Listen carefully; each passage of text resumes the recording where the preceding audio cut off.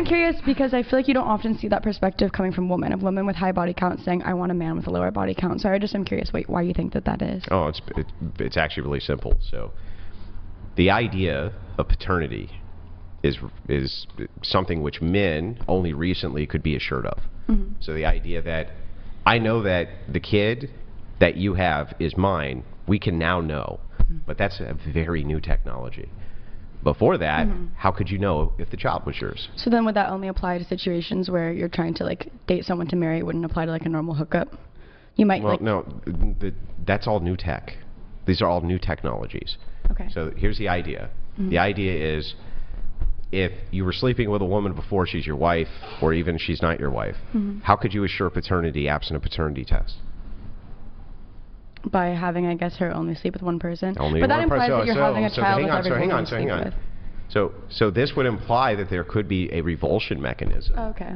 A revulsion mechanism around the idea that if a woman is promiscuous, that you could not be assured paternity, and so there's an internal revulsion which happens. Okay, so you're saying it's kind of passed down. You think like it's generational? Well, I think it's biological. Okay. It's a biological way to create an assurance for paternity. Interesting. So, yeah. And also the idea here is that men do find it repugnant. They do find it repulsive. Where you think that there's a double standard, that could be true.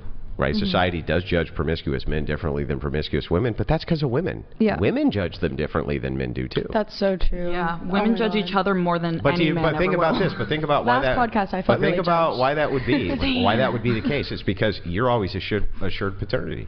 Like you always know who the baby's dad's going to be. They don't know. Wait. So it's not as built in for you to have that revulsion. I just meant more so like if it's just down to a number, right? Like saying 3 versus like 10. Like if it was you're again 35 and you've been in 10 relationships, where I feel like there should be some kind of like. But every situation is going to be different. When you ask for like a hard cutoff, I don't even think we need to give one. We just make it easy, right? Right. Everything after 1 is worse than 1.